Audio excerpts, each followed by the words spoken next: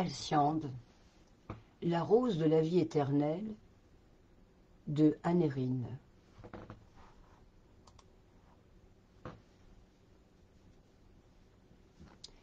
Chapitre 7.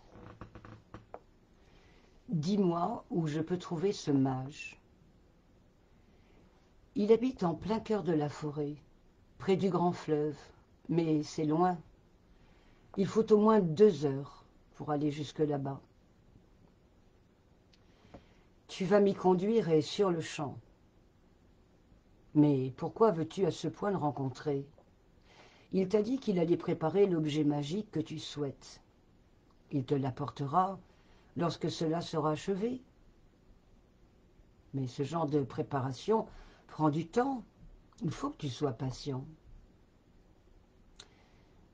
Ce n'est pas cela dont il est question. Il prend Khemris par la peau du cou et ouvre brusquement la porte, manquant de renverser Ergeline, qui, l'oreille collée derrière, tentait désespérément de suivre la conversation. « Tu es trop curieuse, femme. Pourquoi veux-tu t'approprier des secrets qui ne t'appartiennent pas ?» Ergeline devient aussi rouge que ses cheveux et lui jette un regard outragé. « Tu es plutôt gonflée. Je suis de Cadaran et pas toi. Ce qui se passe ici me regarde certainement plus que toi. Vas-tu enfin m'expliquer ?» Rulane réfléchit un moment. Il n'aime guère l'idée de partir à pied de nuit à travers la forêt et aimerait trouver un moyen de transport plus rapide. « As-tu un cheval ?» Décontenancé, l'aubergiste secoua la tête. « Un cheval ? Non, je n'ai qu'un mulet. Il me sert à tirer la charrette. » Rulane interroge Khemris. « Peut-on se rendre en charrette chez Zarek ?» Khemris hoche la tête. « On peut faire la majeure partie du chemin, en tout cas. » Alors, sois contente, femme. Ta curiosité va être satisfaite. Prenons ton mulet, attelons-le à ta charrette et allons chez Zarek. La femme le regarde complètement interloquée. Maintenant? Mais il doit être près de 10 heures du soir. Raison de plus pour te presser. Prenons des torches, des lanternes et partons. Si tu me conduis là-bas, je t'expliquerai tout en chemin. Ergeline ne peut résister à l'envie d'en savoir plus. Les 3 compagnons reviennent à l'auberge et attellent le mulet à la charrette garée derrière le bâtiment. Le village est presque vide à présent. Rulane suppose que tout le monde doit se trouver dans la forêt ou alors enfermé chez soi, à attendre que le calme revienne. Il se demande combien de villageois périront sans revoir le soleil.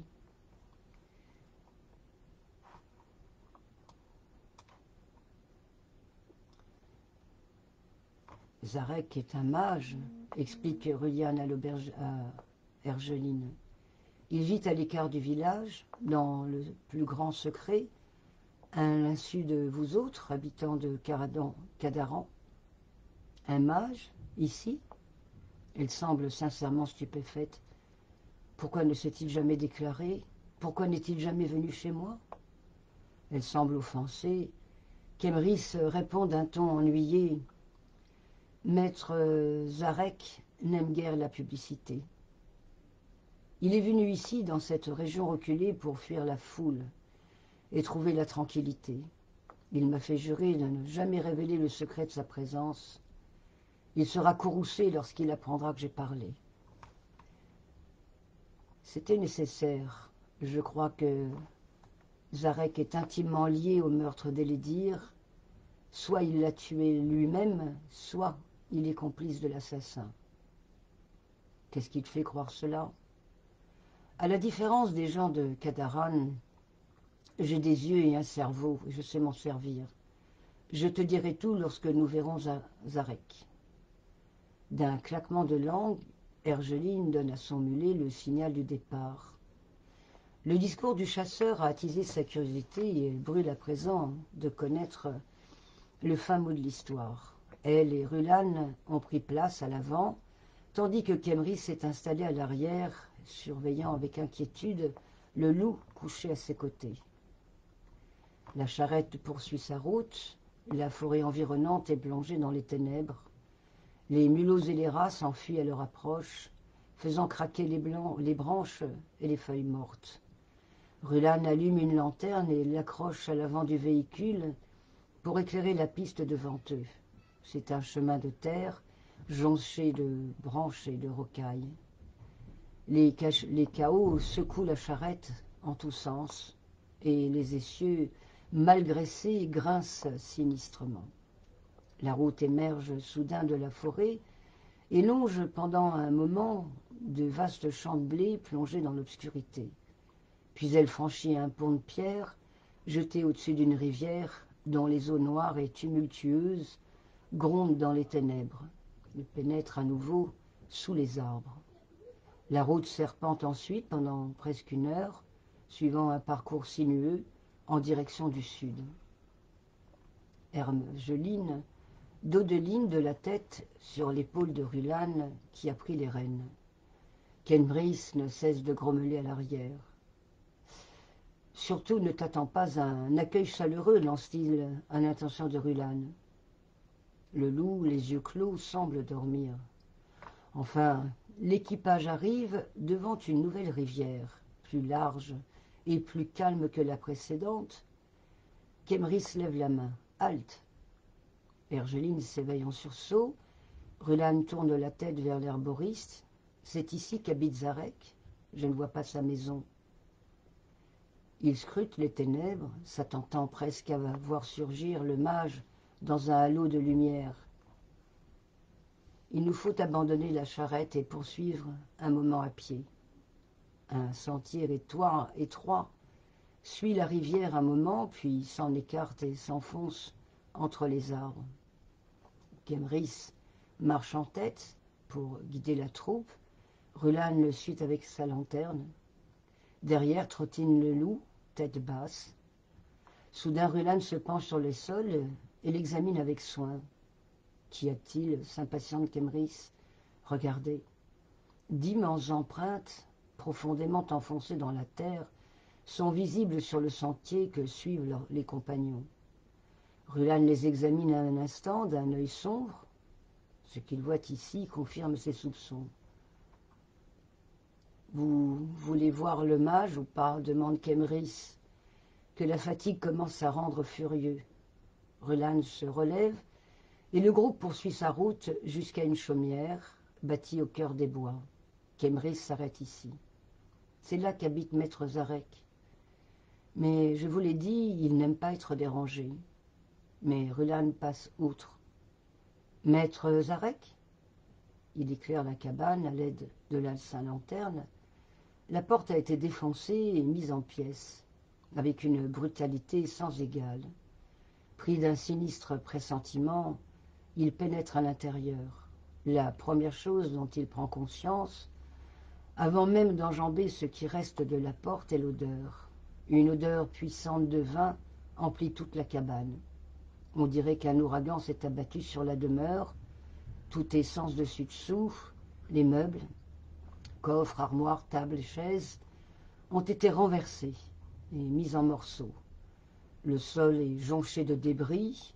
Un tonneau de vin a été disloqué et son contenu s'est répandu sur le sol. Ergeline jette un regard par-dessus l'épaule de Rulan. Que s'est-il passé ici? Rulan inspecte rapidement la masure, pataugeant dans le vin. Il y a une arrière-salle qui servait à la fois de chambre et de laboratoire. Elle est dans le même état que la salle principale. Des débris de verre recouvrent le sol, crissant sous leurs pas. Seul reste des alambics du mage qui ont été réduits en morceaux avec une rage systématique. Des grimoires ont été lacérés, éparpillés aux quatre vents. L'un d'eux porte sur sa couverture des traces de griffes, longues comme une main. « Où est le mage ?» demande Ergeline. C'est une question à laquelle il est à la fois facile et difficile de répondre, car Zarek est un peu partout dans la maison et à l'extérieur. Il découvre d'abord un bras dans un laboratoire, moignon de chair d'où sort une tête d'os blanchâtre. Puis en ouvrant la porte de derrière, il voit le reste de lui-même, éparpillé sur une longueur de plusieurs mètres à travers la forêt. Une jambe d'abord, puis le second bras, de longs filaments gluants qui doivent être des intestins, et enfin son torse avec la cage thoracique réduit en charpie. Qui a pu faire cela demande Ergeline, saisie d'horreur. Où est la tête se demande Rulan quant à lui. La tête est là, posée sur un rocher, le regard mort. Le mage est aisément reconnaissable à sa fine barbiche blanche, mais son visage n'est qu'un masque de chair informe et sanguillonnant. Quelle horreur, s'exclame Ergeline. Les compagnons reviennent à l'intérieur. Rulan avise dans la salle commune un petit sac de cuir abandonné sur le sol. Je connais ce sac, dit-il. Je l'ai vu chez Elédir. C'est là qu'il rangeait son argent. Et en effet, le sac est plein de pièces d'or et d'argent. Mais une chose manque à l'appel, le diamant. Le cœur du loup-garou est introuvable. On partage, demande Khemris intéressé, mais Rulan le fusille du regard et il se tait. Regardez, s'exclame l'Orlanqui, en approchant sa lanterne du sol, des traces de pas. Dans le vin répandu sur le sol, on distingue effectivement de grandes traces dirigeant vers l'extérieur. Celles-ci sortent de la pièce et s'éloignent dans la forêt. Suivons-les. Khemris lui jette un regard horrifié. Tu n'y penses pas? Celui qui a massacré Zarek ne peut être qu'un démon. Tu veux te jeter dans ses griffes? Mais l'Orlanqui ne l'écoute pas. Déjà il disparaît dans les sous-bois, fouillant les buissons à la recherche de nouvelles traces. Ergeline lui emboîte le pas, et Khemris peut désirer de rester seul dans les ténèbres, fait de même. Ces traces sont aussi grandes que celles que j'ai vues chez Elédir, affirme Rulan. De quoi parles-tu demande Ergeline. Vas-tu enfin m'expliquer? Et Rulan met ses compagnons au courant de ses découvertes. Ergeline hoche la tête en signe de compréhension. Il semble que celui qui a tué Elédir soit venu ici, avant ou après, et a tué aussi le mage. Non content de le tuer, il l'a littéralement mis en pièces. Mais qu'est-ce qui t'a fait penser que le mage Zarek pouvait être lié à tout cela? Dans la poussière, sur le sol de la demeure d'Elédir, j'ai trouvé des traces de craie. La même craie que tu as utilisée pour faire venir Zarek, ajoute-t-il, à l'intention de Khemris. En dessinant un cercle sur le sol, tu as ouvert une sorte de passage magique par lequel Zarek est arrivé. Je n'y suis pour rien, balbutie l'herboriste effrayé. Ce morceau de craie m'a été offert par Zarek. Il me l'a repris aussitôt. C'est ce que j'ai pensé, et je me suis dit que le mage avait pu soit tuer Elédir lui-même, soit donner son morceau de craie à l'assassin pour lui permettre de disparaître une fois son forfait accompli. En outre, j'ai trouvé des traces arrivant chez Elédir, mais aucune en repartant, ce qui confirmait ma théorie. « Pourquoi n'as-tu rien dit en ville » demande Ergeline. « Je voulais parler à Zarek d'abord. Nous avons un marché, lui et moi. Je ne voulais pas qu'il soit empêché de remplir sa part du contrat. À présent que nous savons ce qui s'est passé, propose Khemris d'une voix nerveuse, nous devrions rentrer à Cadaran et prévenir tout le monde. Nous ne savons rien du tout, riposte Rulan. Nous ne savons toujours pas qui est celui qui a tué Elédir et Zarek. Il s'agit bien de la même créature, ce qui me semble plutôt improbable. Nous ne savons même pas pourquoi ils ont été tués, ni pourquoi l'assassin d'Elédir a ramené son corps chez lui, et comment il s'était procuré la craie magique de Zarek. Peut-être est-il venu ici d'abord pour tuer le mage et voler la craie avant de se rendre chez Elédir, suggère Ergeline. J'ai vu le mage vivant en début de soirée, juste avant d'aller chez Elédir. Je pense que Zarek a été tué après. D'ailleurs, les traces de sang sont encore fraîches. Le monstre est peut-être tout proche, hasarde Kemris en tremblant. Il erre peut-être encore dans la forêt. Il faut repartir en vide, se mettre à l'abri au plus vite. Mais ses compagnons l'ignorent. Rulan et Ergeline veulent à tout prix savoir la vérité, quel que soit le danger. Ils poursuivent leur route à travers la forêt ténébreuse, et Kemris ne peut que les suivre en se lamentant de son infortune. Mais soudain, Rulan s'arrête et rabat le clapet de sa lanterne, les plongeant dans les ténèbres. « Pourquoi fais-tu cela » demande Ergeline. « L'assassin est peut-être tout près à présent, » chuchote Rulan. « Inutile d'attirer l'attention. »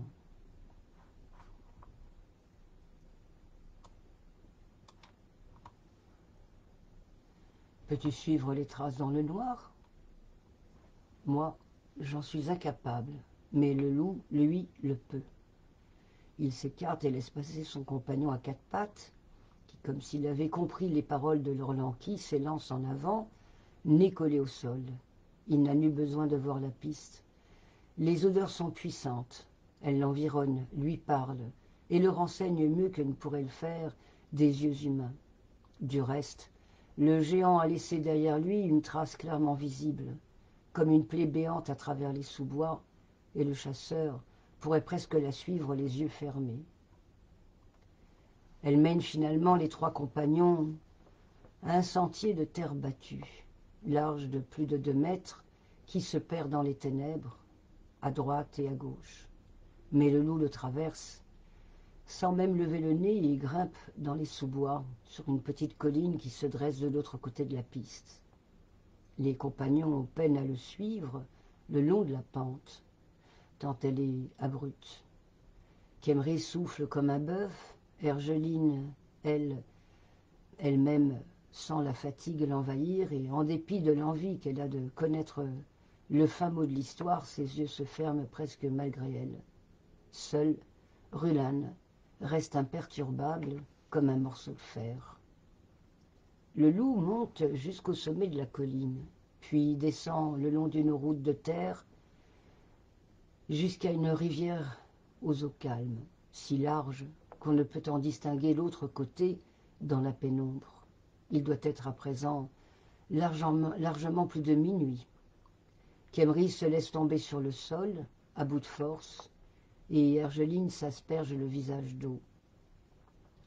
Le loup gémit et lève vers Rulan des yeux malheureux. La piste s'arrête ici, dans la boue au bord de l'eau, à la lueur d'un rayon de lune. Rulan inspecte la rive. Le géant que nous suivons est venu ici. Voyez ses empreintes dans la vase, mais il n'était pas seul. Un enfant marchait avec lui. Un enfant? Vois ces traces, comme elles sont petites.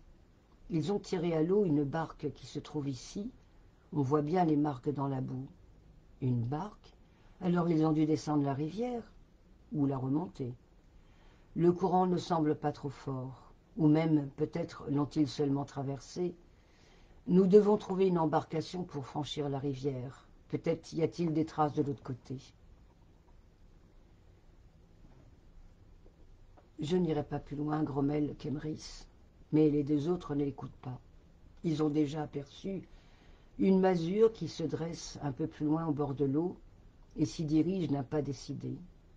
C'est la demeure d'un pêcheur qui vit là avec sa femme et ses 3 enfants. Celui-ci n'est guère ravi d'être réveillé en plein milieu de la nuit par 3 étrangers impatients. « As-tu vu passer 2 hommes » demande Rulan. « Un géant et un plus petit, sans doute un enfant. »« Je n'ai vu personne » grogne l'homme d'un furieux. « Mais quelqu'un m'a volé ma barque tout à l'heure. Si jamais ce sont tes amis, ce ne sont pas mes amis. Ces hommes sont des meurtriers et nous les traquons. Sais-tu par où ils sont passés? Ont-ils traversé la rivière? Si je le savais, étranger, tu crois que je resterais là à me lamenter? Je les aurais aussitôt courus après. Je leur aurais aussitôt couru après. Nous devons les retrouver, s'écrie Hergeline. Il faut absolument que nous sachions si ce sont eux ou non qui ont tué Elédir. As-tu une autre barque à nous prêter? L'homme secoue la tête. Sais-tu où nous pourrons trouver une? En aval, il y a d'autres pêcheurs, mais si j'étais vous, j'attendrais le matin pour venir les déranger. Si vous venez comme cela au milieu de la nuit, il y a peu de chances qu'ils vous fassent bon accueil. Et il referme sa porte d'un air rageur. Il a raison, dit Kemris. Il est trop tard. Retournons à la charrette. Rulane secoue la tête. Trop de temps perdu, je reste ici. Je dormirai sous les arbres et j'interrogerai les pêcheurs au matin. Vous, rentrez à Cadaran. Et puis quoi encore, demande Hergeline. Je veux savoir la fin de l'histoire. Moi pas, indique Kemris. Je veux juste rentrer à Cadaran. L'aubergiste lui jette un regard méprisant. Tu n'as pas envie de savoir qui a tué Elédir et pourquoi? Kemris lui jette un regard furieux. Je n'aime guère qu'on souligne sa lâcheté. Il n'aime guère qu'on souligne sa lâcheté. Et même si nous rattrapons ce géant, que ferons-nous? Vous voulez connaître le même sort que le mage? Hergeline a un frisson à se souvenir. Ce n'est pas un humain qui a fait cela, continue Kemris. Le corps était en charpie. Un animal féroce, peut-être, suggère Hergeline, sans trop y croire. Un ours? Ce ne sont pas des traces d'animaux que nous suivons, rappelle Rulane. Ce géant doit être un démon, un être mi-homme, mi-animal, avec des griffes de grizzly. Un démon qui vole des barques, rétorque Rulane. Je n'y crois pas. Et les traces de griffes? Rulane ne répond pas. Il y a dans tout cela quelque chose qu'il dépasse. Une seule chose est sûre, il tient une piste, et il ne la lâchera pas. Les compagnons s'installent sous les arbres, à l'écart de la rivière, essayant de trouver le repos sur des lits de mousse. La faim leur ronge le ventre, mais ils n'ont pas la moindre nourriture. Et s'ils revenaient, demande Kemris d'un ton inquiet, et s'ils profitaient de notre sommeil pour nous tuer? Ferme-la et dors, rétorque Hergeline. L'herboriste lui jette un regard méchant et se laisse tomber sur le dos. Soudain, il sursaute et pousse un cri de terreur. Qu'est-ce qu'il y a encore dans les branches? J'ai vu quelque chose. Quoi? Un visage qui m'observait. Un visage blanc comme un spectre, avec des ailes. Il n'y a plus rien à présent, mais les branches bougent légèrement, comme si quelque chose s'était envolé précipitamment. C'est un hibou que tu as vu, s'impatiente Hergeline. Tais-toi et dors. Rulane scrute les branches avec attention. Des ailes, un visage, il repense aux elfes. Mais pourquoi n'aurait-il suivi jusqu'ici? Il hausse les épaules et se retourne sur sa couche. L'homme de la ville ne sait pas garder son sang-froid. On ne peut pas se fier à lui. En dépit de leur fatigue, ils ont toutes les peines du monde à trouver le sommeil. Rulane, en rage de ne pas trouver de réponse aux questions qui le hantent, et les autres se sentent mal à l'aise dans la forêt. Ils ne sont pas habitués à dormir à la belle étoile et sursautent au moindre craquement. Le repos leur paraît court à tous les trois, et l'aube ne tarde pas à poindre. Le loup seul est parfaitement tranquille. Il ne songe pas au lendemain. Pour lui, la vie n'est qu'un long présent. Le lendemain, au petit jour, les compagnons descendent la rivière et interrogent les pêcheurs. Aucun d'eux n'a vu le moindre étranger, surtout pas un géant. L'un d'eux accepte de leur faire franchir la rivière dans sa barque, et Rulane peut à loisir inspecter la rive et les fourrés. Il ne décèle pas la moindre piste, mais il y a des sentiers et des routes de terre battue sur lesquelles même un géant laisserait peu de traces. Nous n'avons pas trop retrouvé la barque, remarque Hergeline, et les pêcheurs ne l'ont pas vue passer. Cela montre qu'ils ont dû remonter la rivière. pas forcément. Les pêcheurs ont pu les manquer dans la nuit. En amont, il n'y a que des terres sauvages. Des collines se dressent devant eux, couvertes de forêts avec quelques fermes en ruine sur les hauteurs. On aperçoit même au loin les restes d'une tour calcinée. C'est une région déserte, dit un pêcheur. Personne ne va plus là-bas depuis la guerre. Les Urogs ont massacré tous ceux qui habitaient dans les collines. La tour a brûlé il y a des années. S'ils ont été par là, dit Runan d'un air sombre, inutile de continuer à les poursuivre. Il leur sera facile de disparaître dans les terres sauvages. Autant chercher une aiguille dans une botte de foin. Ergeline semble déçue, mais Khemri s'affiche une mine réjouie. Il a son premier sourire depuis qu'il a quitté Cadaran. Reprenons la charrette, si aucun bandit ne s'en est emparé en notre absence, et retournons en ville. Rulan hésite. Il a envie de descendre la rivière, juste pour voir si quelqu'un n'aurait pas aperçu le géant un peu plus loin. Mais la détermination qui était la sienne la veille s'est émoussée. Après tout, à quoi tout ceci elle avancera? Ce n'est pas cela qui lui ramènera Zarek et l'objet magique qu'il était censé lui fabriquer. Il pousse un soupir. Il semble bien en fin de compte qu'il devra se résoudre à se rendre à Alciande, que de temps perdu. L'Orlanqui a le sentiment que la malchance s'acharne sur lui. Pourquoi tout va-t-il de travers? Les compagnons contournent la colline et reviennent chez Zarek. Aucun d'eux n'a envie de retourner sur place. Seul Rulan se résout à aller de nouveau fureter à l'intérieur, espérant vaguement trouver quelque chose qui ressemble à un objet magique. Mais tout ce qu'il trouve est désespérément normal. Est-ce que la demeure d'un mage ou simplement d'un vieux fou? Se demande l'Orlanqui. Chance ou coup de pouce des dieux, personne ne s'est intéressé à cette charrette abandonnée. Le mulet, paisible, est occupé à brouter l'herbe du chemin et ne relève même pas la tête à leur arrivée. Fatigués et affamés, les compagnons reprennent le chemin de Cadaran. Leur ventre gargouille et Rulan propose de s'arrêter pour chasser dans la forêt, mais Ergeline suggère une autre solution. Nous mangerons chez le vieil Erun. C'est un fermier et un ami. Il pourra nous dire quelle est la situation en ville. Le souvenir de la nuit dernière et la mort de Galaef leur revient à la mémoire, assombrissant leur humeur. Comme pour ne rien arranger, une petite pluie fine se met à tomber, comme si le ciel lui aussi pleurait de leur mauvaise fortune. Erun demeure à 3 kilomètres environ de Cadaran, dans une ferme au milieu des champs, qu'il habite avec ses 2 fils et leur famille. C'est un homme de petite taille, mais encore robuste. Il a le teint buriné de quelqu'un qui a toujours vécu au grand air. Son regard est aussi acéré qu'au premier jour.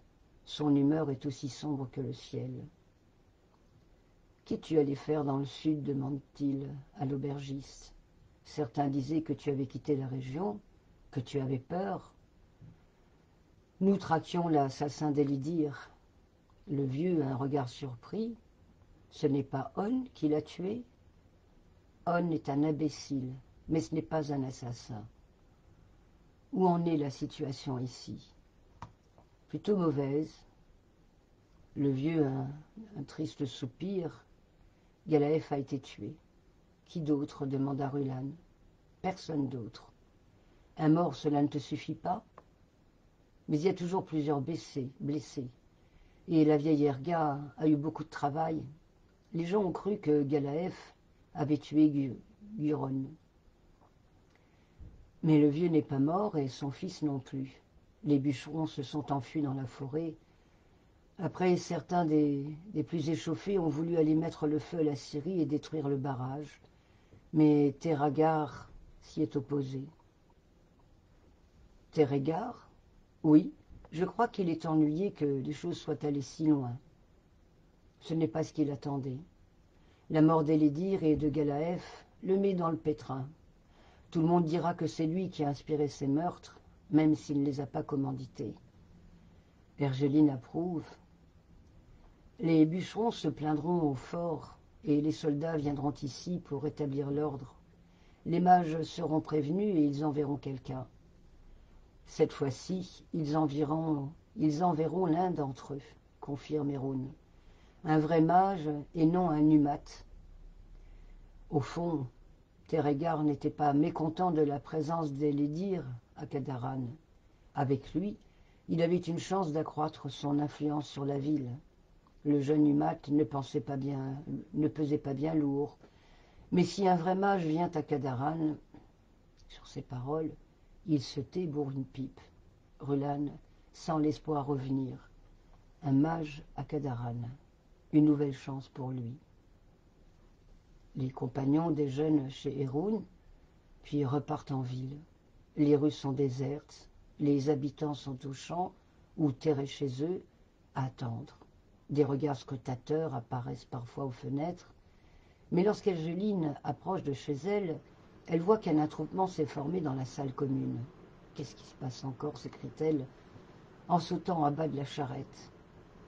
Elle se précipite à l'intérieur et Rulan lui emboîte le pas. Mais lorsqu'il entre dans la salle commune, il se fige de stupeur. Une foule est réunie et les gens le regardent tous avec des yeux haineux, pleins de colère contenue. Le silence est total. « Qu'y a-t-il » interroge Rulan. Une femme s'avance, agitant le poing juste devant lui. Ses yeux étincellent de fureur comme ceux d'une chatte sauvage. « Dis-nous la vérité, Rolanqui. Ce loup que tu prétends avoir tué, est-il vraiment mort ?» Rulan reste interloqué. Quelle étrange question. Après tout ce qui s'est passé ici, les gens s'intéressent encore à ce loup. Évidemment, je jure que sur Orlanque, que je l'ai vu mort. Est-ce toi qui l'as tué? Comment as-tu fait? On dirait que cette bête était invincible. C'est une longue histoire. Sache seulement que je n'ai pas tué le loup. C'est Scorme le dragon des marais qui s'en est chargé. Mais lorsqu'il est mort, il n'était plus un loup-garou. La déesse Targa l'avait retransformé en homme. Mais tu as pris son cœur. Rulan hausse les épaules. Oui, et alors? Tous le regardent à présent avec horreur. L'Orlanqui se sent coupable au fond de lui, et sa gêne se change soudain en colère. Oui, j'ai pris son corps, son cœur, et je le ferai si c'était à refaire.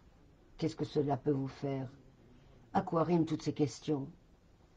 Les villageois s'écartent, révélant 2 cadavres étendus sur une table. 2 paysans couverts de sang, le corps lacéré de coups de griffe. Tous 2 ont la poitrine ouverte avec un trou béant et obscène. Il leur manque le cœur, à tous 2. La bête qui les a tués a pris leur cœur. Un grand froid descend dans le cœur de Rulan. Gamrire? Alors, étranger, qu'as-tu à répondre à cela? Vous croyez que c'est le loup qui a fait cela?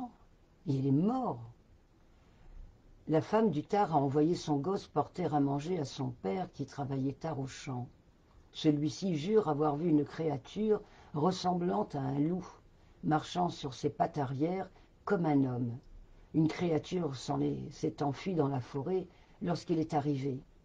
Le fils du tard est jeune, mais ce n'est pas un menteur comme Béryl. Il est fiable. S'il jure avoir vu cela, c'est qu'il l'a vu. C'est impossible, affirme Rulan. Comment un loup mort pourrait-il revenir à la vie? Tout ce que je vois, c'est que tu as porté la malédiction sur Cadaran. Tu as tué le loup et tu as amené son cœur ici. Et à présent, la bête le cherche. Elle ne partira d'ici que lorsqu'elle l'aura trouvé. Et en attendant, elle se venge sur tous ceux qui ont l'infortune de croiser sa route. La foule s'approche, compacte. Ah mince. Zut, zut, zut.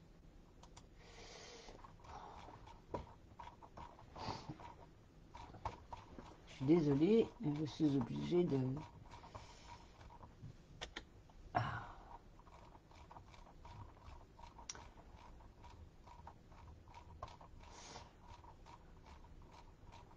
Je suis page 25, 29. Alors j'approche. 36, 37, 39, 40.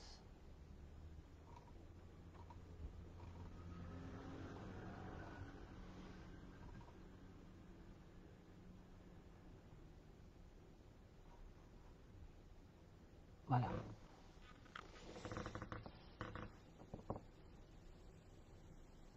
La foule s'approche, compacte et menaçante.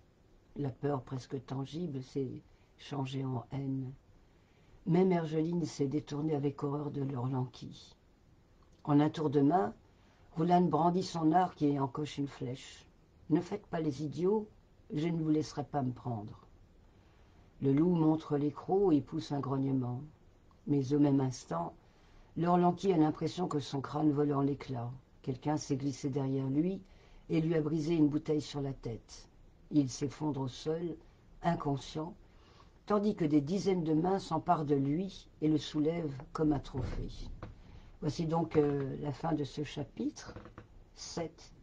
Le prochain sera donc le chapitre 8, la vieille guérisseuse.